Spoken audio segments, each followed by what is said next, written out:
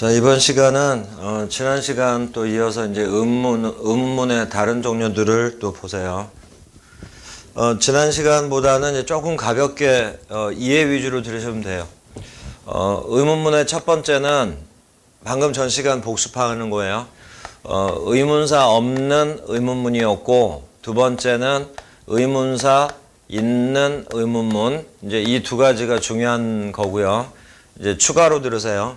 세 번째, 선택 의문문이라고 있는데, 선택 의문문은 우리 등위 접속사 중에 OR 있죠. OR 또는 이란 뜻의 OR이 들어있는 의문문이에요. OR이 들어있는 의문문은 어떤 특징이 있냐면, 먼저 예를 잠깐 들면 is this a dog? 이랬다고 해봐요. 그러면 이건 이제 일단 OR도 없고 의문사도 없고, 그래서 is this a dog? 이러면 1번 의문문이에요. 의문사 없는 의문문. 그러면 이것은 개입니까? 이렇게 되죠. 그러면 대답을 할 때 개면 yes, it is. 예, 그것은 개입니다. 근데 이제 a dog 생략하고 it is 이렇게 가는 거예요. 그 다음에 여기서 this가 문장의 주어인데 이것도 좀 여러분들이 잘 기억해 두세요. this는 사람이나 사물을 다 가리킬 때 쓰는 거거든요. 근데 뒤는 동물이니까 사람은 아니죠. 그래서 this라는 대명사를 대답을 할 때는 이렇게 is로 대답을 받는 거예요. 대명사라고 그래서 대명사를 그대로 써버리면 이건 틀려요. yes, this is 이렇게 하면 안 되고, this는 이렇게 대명사 is로 받아서 고쳐 써주는 거예요. 이것이 개입니까? 만약에 아니면 no, it isn't. 아니요, 개가 아닙니다. 이제 이렇게 되겠죠? 여기서도 it이라고 하고 이제 not을 줄여서 쓴 거예요. 자, 이랬는데 여기까지는 이제 1번 의문사 없는 의문문이거든요. 근데 이 물음표 뒤에 is this a dog? 이라고 했으면 이렇게 나와야 되는 건데, or를 추가를 한 다음에 wolf? 이랬다고 해봐요. 다시 is this a dog or a wolf? 늑대. 그럼 이제 or이라는 접속사가 들어갔죠. 그러면 해석을 할 때 이것은 개입니까? 아니면 늑대입니까? 개인지 늑대인지 헷갈려서 이렇게 물어볼 수 있겠죠.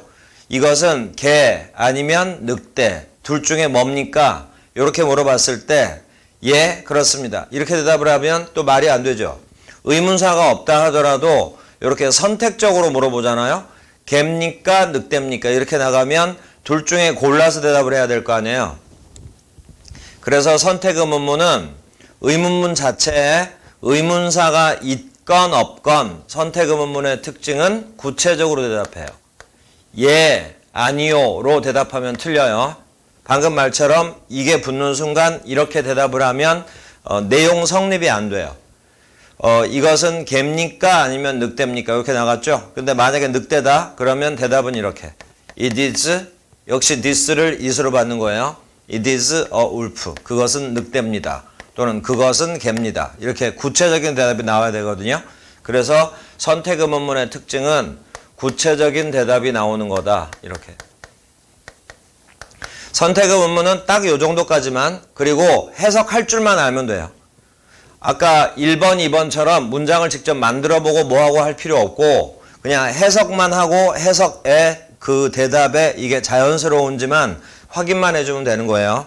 자, 요게 선택 의문문. 다음 부가 의문문. 부가 의문문은 여러분들 신경 많이 써놓으세요. 직접 시험 문제도 출제되고 할 수가 있으니까 요 부가 의문문은 연습을 철저하게 해두고, 요 1번과 2번만 특히 1번만 제대로 할 줄 알면 부가 의문문은 방법만 알면 그냥 금방 끝나요. 그리고 아주 쉽게 맞출 수 있어요. 부가 의문문은 뭐냐면 원래는 주어 동사로 시작하는 이렇게 평서문인데 마지막에 요 마침표 있죠. 마침표를 컴마로 바꾸고 뒤에다가 동사 플러스 주어 이렇게 의문문 어순으로 이렇게 하고 물음표를 붙여버리면 이런 문장을 부가 의문문이라고 그래요. 그래서 책에 적혀 있는 것처럼 평서문 뒤에 덧붙여진 의문문, 이게 추가된 의문문이다 해서 부가 의문문이라고 이제 하는 거예요. 그러면 이제 부가 의문문에서는 이제 이걸 어떻게 만드는지를 이제 알면 되는 거거든요. 하나씩 설명할 테니까 보세요. 먼저 앞에 있던 주어를 뒤에다가 여기다 이렇게 써주면 돼요. 동사 바로 뒷자리. 대신 앞에 있던 주어가 여기 또 나오기 때문에 앞에 있던 주어가 여기 또 나오기 때문에 만약에 주어가 대명사면 대명사 그대로 쓰면 되는데 만약에 주어가 명사면 또 대신해서 바꿔야죠. 그래서 여기 주어는 반드시 대명사로 써야 돼요. 그래서 반드시 한 단어예요. 예를 들어서 my father 그러면 여기엔 he 이런 식으로. 다음 이제 동사 쓰는 방법만 알면 되는데 먼저 내용부터 앞에 있는 평서문이 만약에 긍정문이면 여기 동사 부분에는 not을 붙여서 부정으로 만들어야 돼요. not을 추가해서. 근데 앞에 있는 평서문이 부정문이라면 뒤에 있는 이 동사 부분은 not 없이 그냥 긍정으로 써주면 되고. 그래서 내용이 이렇게 바뀌어요. 긍정문이면 여기는 부정으로, 부정문이면 긍정으로. 자, 이제 마지막이에요. 앞에 있는 평서문의 동사가 비동사냐, 일반 동사냐, 조동사냐, 다시 또 이렇게 의문문 우리 만들 때처럼 비동사냐, 일반 동사냐, 조동사냐 구분을 한 다음에 앞에 있는 동사가 비동사나 조동사라면 그 비동사나 조동사를 그대로 여기 동사 자리에 써주면 되고, 앞에 있는 동사가 만약에 일반 동사였다면 우리 의문문 고칠 때 생각해봐요. 일반 동사 할 때 뭐 사용해서 썼냐면 조동사 do, does, did 사용했죠. 그때 그 do를 사용하면 돼요. 그래서 이걸 여기다가 쓰되 만약에 앞에 내용이 긍정이면 뒤에는 부정으로 해야 되니까 not을 붙이겠죠. 부정해야 될 경우에 여기 동사는 반드시 줄임말로 써야 돼요. isn't 이런 식으로. is not 이렇게 쓰면 틀려요. 줄임말로 써야 돼요. 그리고 아까 주어는 여기서 대명사로 바꿔 쓰라고 그랬죠. 그래서 한 단어라고 그랬죠. 그리고 여기도 줄임말이죠. 그러니까 여기도 한 단어. 그러니까 단어 개수를만 놓고 보면 평서문 뒤에다가 이어순으로 한 단어 한 단어 정확하게 딱 두 단어만 추가가 되면 그게 바로 부가 의문문이에요. 자, 여기까지 끝이에요. 대신 명령문의 부가 의문문은 암기하는 거예요. 명령문의 부가 의문문은 그냥 암기해서 들어가는 거고 평서문의 부가 의문문은 이 방식으로 한다라는 거. 그래서 이거 잘 기억해 놓고 뒤에 연습 문제가 나오니까 연습 문제로 여러분들이 추가로 공부를 하면 되고. 다음 5번째 수사 의문문. 이건 이제 여러분들이 조금 어렵게 느낄 수 있는데 이건 하다 보면 자연스럽게 익숙해지거든요. 왜냐하면 우리말에도 있는 내용이기 때문에 처음에는 이론적으로는 약간 어렵게 느낄 수 있지만 하다 보면 충분히 할 수 있어요. 대신 처음에는 너무 의식하지 말아요. 요 5번의 수사 의문문은 처음엔 너무 의식하지 말고 나중에 이제 하다 보면 자연스럽게 익숙해지니까 나중에 어디선가 수사 의문문이라는 게 나오면 이 기초편의 요 설명을 다시 보고 보면 충분히 이해할 수 있어요. 수사 의문문은 특징이 뭐냐면 형태는 의문문이에요. 지금까지 우리가 배우던 거 주로 이제 1번, 2번 같은 의문문. 형태는 의문문이지만 내용은 평서문이에요. 그러면 평서문의 내용인데 왜 의문문 형태로 쓰냐? 이게 반어법식으로요. 반어적으로 강조하기 위해서 그래요. 자, 그래서 만약에 반어적으로 강조하는 거니까 만약에 의문문이 일단 형태는 의문문이라고 그랬잖아요. 의문문이 긍정문이라면 실제의 내용은 반어적으로 강조하는 거니까 실제 내용은 부정의 뜻이에요. 그러면 이거랑 관련되는 예문은 책에 있는데 그냥 말로만 들어보세요. 어떤 굉장히 쉬운 사실이 있어. 이걸 강조하려고 그걸 누가 모르겠냐? 이런 거. 굉장히 어려운 게 있어요. 정말 아무도 알 수 없는 그걸 반어적으로 강조하려고 그 사실을 누가 알겠습니까? 누가 알겠습니까? 내용상은 낫이 안 들어있잖아요. 근데 누가 알겠냐? 그러면 실제로는 아무도 모른다. 이런 뜻이 되는 거예요. 반대로 만약에 방금 잠깐 예문 든 것처럼 방금 잠깐 말로 예문을 든 것처럼 만약에 의문문의 형태가 부정문이다. 방금 누가 알겠냐 그랬죠? 그런데 굉장히 쉬운 뭔가가 있어요. 그러면 이렇게 물어볼 수도 있다. 그런 거를 누가 모르겠습니까? 이렇게. 알다에 낫을 붙여서 모르다라고 해석해서 그걸 누가 모르겠냐? 그러면 다 안다 이런 뜻이잖아요. 그래서 수사의문문이라면 낫이 들어있는 부정문은 실제의 뜻은 긍정의 뜻이다. 이렇게. 일부러 예문을 안 적는 거예요. 지금은 여러분들이 너무 의식을 할 필요가 없으니까. 그래서 이제 나중에 여러분들이 이제 수사의문문을 공부해야 될 필요성을 느끼면 해석을 해보라고 밑에 예문을 쭉 적어놨으니까 지금 이 기초 부분 하고 있을 때는 요 선에서 끝내요. 자, 그 다음 6번째. 이게 이제 마지막이거든요. 이 마지막 이 6번째가 바로 간접의문문이에요. 그런데 간접의문문은 일단은 여러분들이 궁금하면 책을 먼저 읽어보세요. 책을 먼저 읽어보는데 지금은 설명을 들어도 이해를 할 수가 없어요. 이해를 하더라도 약간 부정확하고 그것 가지고는 안 돼. 그래서 이 간접의문문은 책에는 적혀 있으니까 여러분들이 궁금하면 먼저는 읽어보는데 설명을 마지막에 할 거예요. 나중에. 언제 할 거냐면 문제를 기본적인 의문문 문제를 먼저 풀어본 다음에 그 다음에 간접문 부분을 설명을 할 테니까 그때 가서 이해를 하고 기초에서 제일 중요한 건 이 간접문을 얼마나 정확하게 아냐. 요게 관건이에요. 그리고 결론을 잠깐 얘기를 해주면 간접문문은 문장이 아니고요. 종속절의 한 종류예요. 종속절. 종속절 중에 명사절이에요. 자, 일단은 여기까지만 기억을 해두고 일단은 의문문의 종류는 이렇게 6가지구나. 이렇게만 이제 여러분들이 알아두세요. 간접의문문은 이제 추가로 설명을 들어야 돼요. 자, 그러면 여기까지 해서 이제 기초적인 부분 간접의문문을 제외하고는 설명이 다 끝났거든요. 저 46페이지 보면 간접의문이라고 나와요. 그 간접의문에다가는 별표를 쳐놓으세요. 자, 이렇게 해서 지금까지 핵심 기초 이론이라고 이제 쭉 배웠었는데 여기까지를 얼마나 여러분들이 정확하게 이해했는지는 이제 연습 문제를 풀어보면서 할 거거든요. 그래서 제일 중요한 부분이고 그리고 이 부분이 끝나고 나면 바로 이제 단어랑 독해 기초적인 부분으로 넘어가면서 그 부분으로 설명이 들어갈 거니까 거기로 들어가기 전에 약간 문제를 풀어보면서 여러분들이 이론을 얼마나 알았는지 확인을 한번 해보세요. 자, 39페이지 보세요.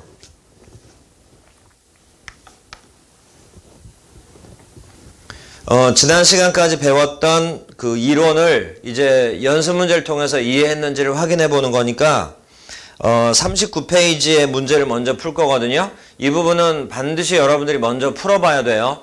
풀어보고 나서 이렇게 설명을 듣든가 아니면 풀어보고 나서 먼저 답을 맞춰서 확인을 한번 해보고 거기서 이제 틀린 문제 또 이해가 안 되는 부분들은 표시를 해뒀다가 그 다음에 설명을 듣든가 이런 식으로 해서 반드시 여러분들이 풀어보고 그리고 설명을 들어야 돼요. 바로 그냥 문제 풀어보는 것 없이 지금 설명을 듣게 되면 어떤 여러분들이 내가 알고 있는지 모르고 있는지를 모르는 상태에서 또 그대로 받아들일 거기 때문에 효과가 조금 떨어질 수 있거든요. 그래서 이제 그런 부분 때문에 그러니까 반드시 문제를 풀어보고 그리고 이제 문제 설명, 해설 설명을 들으세요. 자, 그러면 일단 여러분들이 풀어봤다고 하고 39페이지를 보세요. 독해할 때 문장 분석하면서 독해를 할 때 반드시 필요한 부분이니까 꼭 풀어보고 나서 이제 연습을 하고 이해가 안 되는 문제들일수록 그 번호 앞에 네모칸 해놨잖아요. 그 네모칸을 봐가면서 그걸 활용해서 거기다가 뭐 틀린 문제, 모르겠는 문제는 동그라미를 친다거나 정말 중요하다 생각하는 건 별표를 친다거나 해서 그 네모칸 2개 돼 있는 건 복습용으로 여러분들이 활용을 하라고 그렇게 해놓은 거니까 그 위에 연습 문제 위에 옆에 보면 그 네모칸 활용하는 방법이 나오거든요. 그래서 그걸 가지고 여러분들이 이제 체크를 해 나가면 되는 거고요. 자, 이제 바로 문제를 풀 테니까 한 번씩 확인을 해 보세요. 독해 수업을 할 때 바로 직전에 한번 다시 설명해 주겠지만 잠깐 이제 말로 들어보세요. 문장을 이제 해석을 하려면 바로 들어가는 게 아니고 문장 분석을 먼저 해야 돼요. 문장 분석을 먼저 하는데 그 첫 번째가 문장의 동사를 찾는 거예요. 저 혹시 헷갈리지 않나 잘 보세요. 문장에서 동사를 찾는 게 아니고 범위를 더 좁혀서 문장의 동사를 찾는 거예요. 그래서 문장의 동사 찾는 요령은 계속 여러분들이 익혀나가야 되는 거예요. 그래서 문장의 동사를 먼저 찾고 두 번째는 특히 문장이 길어지는 이유 중에 하나는 수식어가 많기 때문에 문장이 길어질 때가 있기 때문에 수식어구를 제외를 해야 돼요. 수식어구를 제외를 한다. 그 말은 부사 있죠. 부사는 한 단어짜리라도 이렇게 괄호를 쳐버리고 그 앞과 그 뒤를 연결해서 볼 수 있어야 된다 이 말이에요. 근데 부사 때문에 앞과 뒤가 연결이 안 되고 딱 중간이 끊겨버리면 여러분들이 헷갈리게 되거든요. 그래서 이거 자, 또 하나 수식어 중에서도 또 대표적인 게 이런 게 있어요. 전사가 나오면 반드시 뒤에는 명사나 대명사가 나온다고 했죠. 이건 무조건 대부분 수식어들이거든요. 그래서 이건 역할은 나중에 따지고 전사에서 괄호 열고 전사의 목적어가 끝나는 부분을 찾아서 괄호를 닫고 이런 작업을 먼저 선행을 해야 되는 거예요. 그래서 요 2번 같은 경우도 처음 시작하는 학생들은 계속 연습을 해야 돼요. 그래서 수식어는 괄호를 쳐버린다. 그리고 그 앞과 뒤를 연결해서 본다. 이렇게. 그리고 나면 우리 이제 문장 형식 할 때도 얘기했었잖아요. 문장에 이제 핵심 요소가 남는데 그게 주어, 목적어, 보어. 요것들을 이제 찾고 그러면 이제 몇 형식 구별이 되죠. 그리고 나서 각 형식에 맞게 해석을 해주는 거예요. 그래야 정확한 해석이 나와서 여러분들이 뭐 해석이 계속 왔다 갔다 하거나 자신 없거나 그렇게 되질 않고 이 문장은 무조건 이 뜻이구나 이렇게 알고 다음 문장으로 넘어갈 수 있다고요. 자, 이제 이런 식으로 이제 분석을 하는 거니까 여기서도 이제 잠깐 연습을 한번 해보세요. 자, A의 1번 문장의 동사는 makes예요. 어떻게 하냐면 make에 s가 붙은 걸 보고서 하는 거예요. 그러면 makes가 문장의 동사죠. 그러면 앞에 있는 5단어가 주어 자리에 있잖아요. 그래서 이것들이 주어인데 그 가운데 보면 and라는 등위접속사 있죠. 등위접속사는 반드시 대등해야 된다고 그랬죠. 근데 and 뒤를 보니까 no, play라고 돼 있잖아요. 여기 play가 바로 주어예요. 그래서 play의 품사는 명사. 그러면 밑줄은 안 쳐져 있지만 play 앞에 no라고 나오죠. 여기 no는 명사를 수식해 주려고 앞에 있으니까 no는 형용사예요. 그리고 앞에 and가 있죠. 그러면 and 뒤에 지금 구조를 봤죠. 그러면 and 앞에 work는 명사. 주어니까 명사. 또 명사 앞에 all은 형용사. 이렇게 구분을 하는 거예요. 자, 그리고 1번 문장은 영어 속담이거든요. 그래서 주어가 all work and no play. 그리고 make에 s를 붙여서 단수 취급해놨죠. 이건 기억 잘 해두세요. 자, 1번 해석이요. all work and no play. 해석은 항상 일만 하고 놀지 않는 것. 자, 전체 해석이요. 일만 하고 놀지 않으면 사람이 바보가 된다. 약간 의역한 거예요. 잭은 그 우리나라 국어책에 무슨 철수, 영희 이렇게 대표적인 어떤 이름을 써서 약간의 대화들을 하는 것처럼 영어에서도 이제 잭이라는 건 그런 거지 어떤 특정인을 가리키는 건 아니에요. 그리고 뒤에 덜이라는 단어 뜻은 둔한, 바보 같은 이라는 명사. 자, 1번 해석 다시요. 일만 하고 놀지 않으면 사람이 바보가 된다. 자, 2번 앞문장에 is가 동사예요. 그래서 주어가 this겠죠. 그래서 this는 대명사. 근데 뒷문장은 동사가 is예요. 근데 바로 앞에 book이 명사니까 주어겠죠. 그러면 명사 앞에 this라고 붙었죠. 여기 this가 바로 형용사예요. 그러니까 우리 아까 의문대명사랑 의문형용사 구분을 할 때 단어는 똑같지만 뒤에 명사가 있냐 없냐 가지고 구별하는 거, 그게 바로 여기 this에도 적용되는 거예요.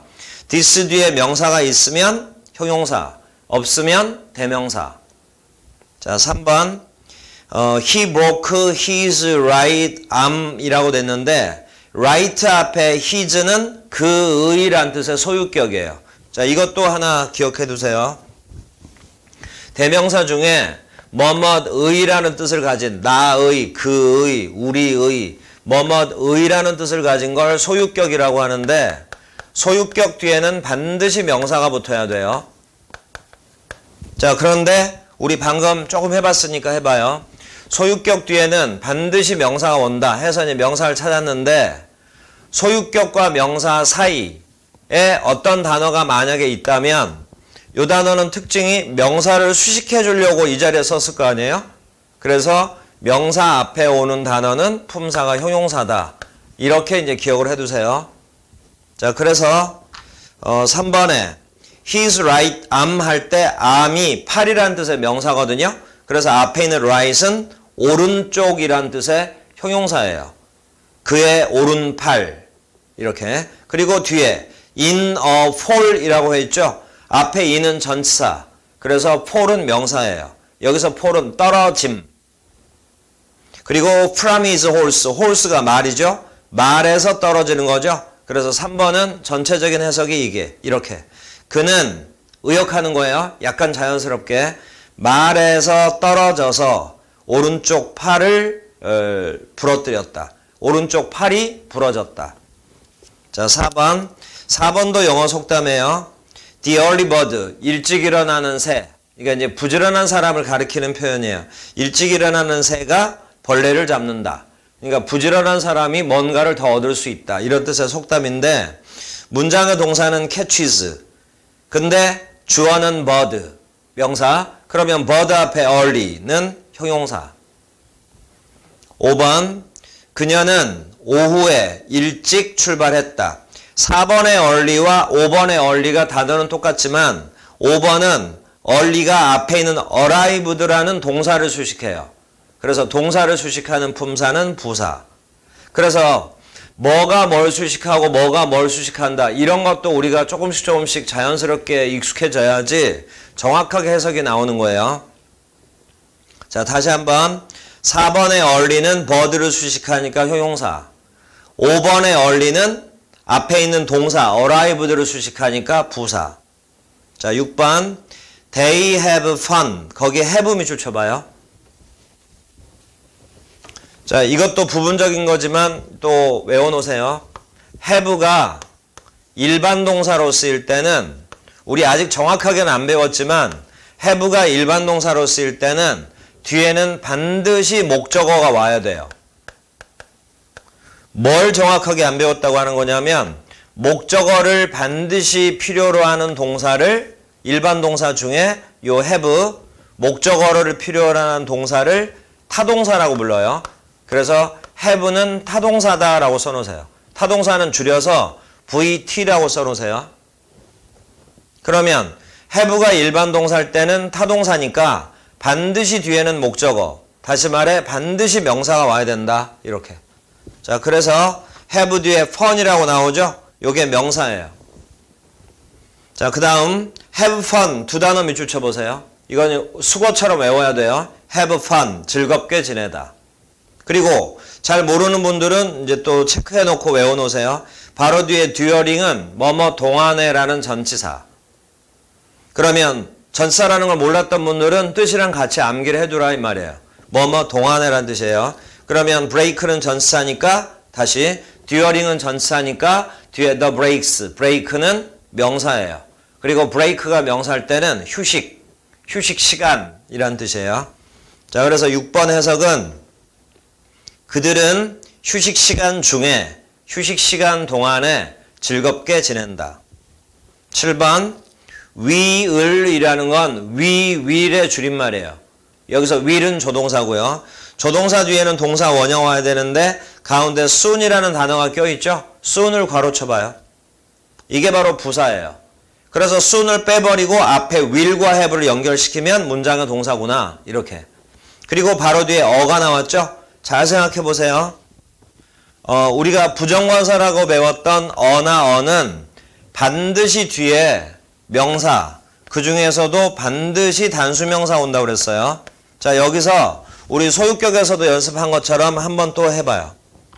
부정관사가 나오면 반드시 뒤에는 단수명사 와야 돼요. 그런데 단수명사 앞에 어떤 단어가 있다면 이건 당연히 형용사겠죠.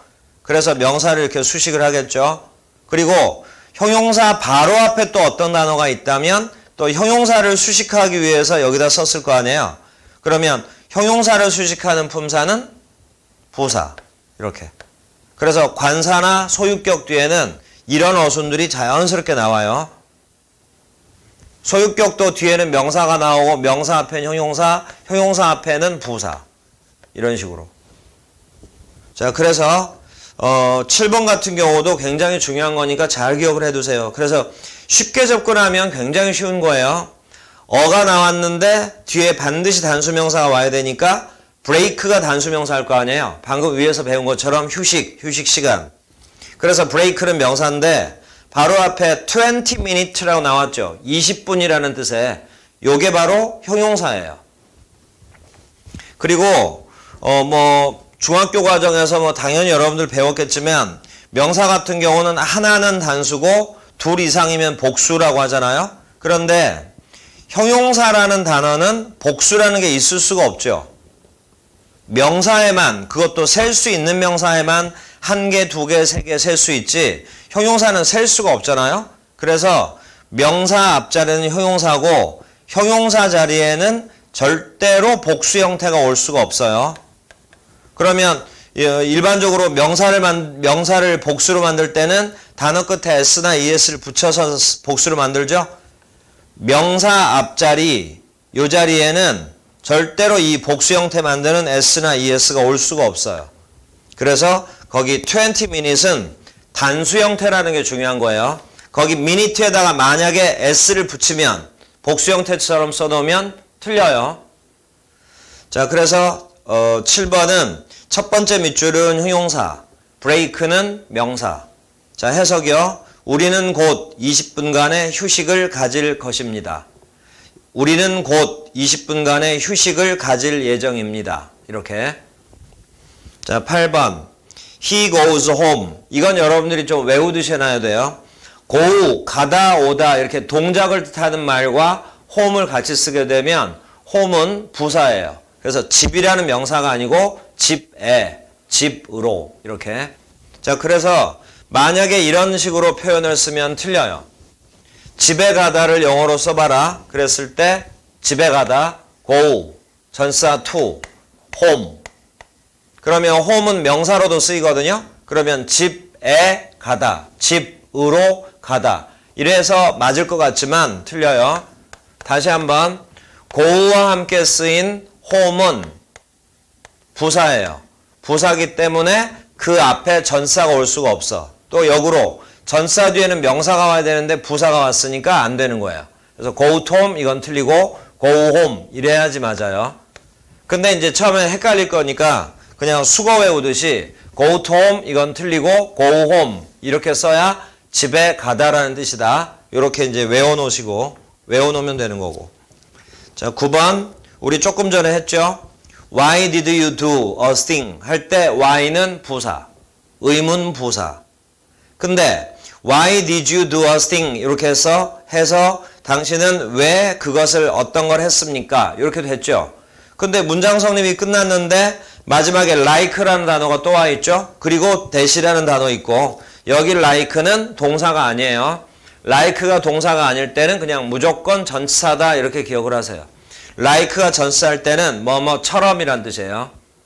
그래서 like 뒤에 있는 that도 전치사의 목적어, 대명사예요. 자, 10번 문장은 별표를 쳐놓고 아주 좀 특수한 문장이에요. 이런 문장들이 이제 우리가 익숙해져야 되는 거니까 지금 처음에는 조금 헷갈릴 수 있지만 이제 계속 반복을 하셔야 돼요. 10번 문장의 동사는 make의 과거 made. made가 문장의 동사. 그러면 앞에 what이 주어 자리에 있죠. 우리 아까 what은 대명사라고 외우자고 그랬죠. 여기 what이 주어예요. 그리고 대명사고. 그러니까 뭐가 특별하다는 얘기냐면 마지막에 의문부호 붙었죠. 의문문이거든요. 의문문이지만 어순이 지금 이렇게 돼 있잖아. 주어 동사 순서죠. 의문문이지만 그래서 지금 그 문장이 좀 특별한 의문문인 거예요. 주어를 모를 때는 주어가 사물일 때는 그냥 주어 자리에 what만 써버리면 의문사 있는 의문문이 성립이 돼요. 우리 전 시간에 의문사 있는 의문문에는 약간 특수한 게 있다라고 한 게 바로 이거예요. 어순이 평서문 어순인데 의문문일 때도 있다는 거. 근데 그건 이제 의문사를 보고 의문문이라는 걸 알 수 있으니까 요 어순이 정확하게 옳은 표현이다 라고 기억을 해두고. 자, 10번이요. 그대로 직역을 하면 무엇이 그녀를 화나게 했습니까? 앵그리를 약간 좀 특이하게 해석했죠? 이런 해석도 여러분들 잘 기억해둬요. 무엇이 그녀를 화나게 했습니까? 나중에 또 설명 듣기로 하고. 자, 11번. when이라는 단어는 우리가 아까 부사라고 배웠는데 when이 여기서는 부사가 아니에요. when 뒤를 보세요. she가 주어, cooks가 동사. 쭉 가서 컴마 찍혔죠? 그 다음에 she가 또 주어. 그리고 always는 괄호를 치세요. 이거는 항상이란 뜻의 빈도부사. 그 다음에 sings, 동사가 있죠? 그러면 자, 여기서 잘 보세요. 맨 처음에 when이라고 그래서 우리가 조금 전에 공부했던 일단 그 단어가 왔어. 근데 이걸 의문사로 보니까 뭐가 좀 이상하단 말이에요. 근데 뒤를 보니까 주어 동사가 나오고 문장이 쭉 이어지다가 그 다음에 또 주어 동사 또 이렇게 나왔죠. 여기서 잘 생각해봐요. 문장은 이렇게 마침표나 물음표나 느낌표 이렇게 해서 문장이 끝나는 거지 컴마가 찍혀가지고는 문장이 끝이 아니거든요. 근데 문장의 끝을 봤더니 여기야. 근데 여기도 주어 동사가 있는 문장, 여기도 그러니까 이제 정확하게 말하면 절, 여기도 이렇게 절이 왔죠. 그러면 절과 절을 연결시키려면 반드시 접속사가 있어야 되죠. 근데 이 자리가 지금 when이라는 단어가 있단 말이에요. 그러면 자리로 봤을 때는 무조건 종속 접속사죠. 등위 접속사는 여기 들어가야 되니까. 그러면 이 자리에 들어가는 단어는 내가 알고 있는 단어든 아니면 생전 처음 본 단어든 무조건 종속 접속사일 수밖에 없는 거예요. 자, 이렇게 해서 문장을 보다가 만약에 모르는 단어가 나오잖아요. 그럼 절대 당황해하지 말고 우리가 알고 있는 기본적인 것들을 먼저 분석을 해놔요. 이렇게 기본적인 것들을 먼저 이렇게 분석을 해놓으면 이 자리에 모르는 단어가 나오더라도 이 자리에 모르는 단어가 나오더라도 품사가 예측이 가능하죠. 그러니까 지금 이 자리에 모르는 단어 또는 아는 단어지만 아는 거 가지고 했더니 이렇게 분석이 안 되잖아요. 그러면 이제 우리가 알고 있던 팔품사의 기본적인 용법을 가지고 접근을 하면 충분히 알아낼 수 있죠. 여기 when은 정확하게 접속사예요. 여기 when의 품사는 접속사예요. 그러니까 언제라는 뜻을 가진 의문 부사가 아니고 when이 접속사, 특히 종속 접속사일 때는 이때 when은 이 뜻이에요. 뭐뭐 할 때 라는 뜻에 정확하게 하자면 부사절 접속사예요. 근데 이제 종속 접속사라고 그랬다가 다시 또 부사절 접속사라고 그랬잖아요. 요게 이제 여러분들이 복습이 좀 필요한 부분이에요. 나중에 또 추가로 설명할 테니까 그렇게 알고. 자, 그래서 11번까지 지금 했어요. 11번 해석을 하면 그녀가 키친 부엌에서 요리를 할 때 그녀가 부엌에서 요리할 때 그녀는 항상 노래를 한다. 자, 이 시간은 여기까지예요. 그러면 12번부터는 또 다음 시간에 하기로 하고 그 다음 페이지 보면 B번 문제는 여러분들이 먼저 또 풀어보고 그 다음에 설명을 들으셔야 돼요. 자, 다음 시간에 이어서 하기로 해요. 수고했어요.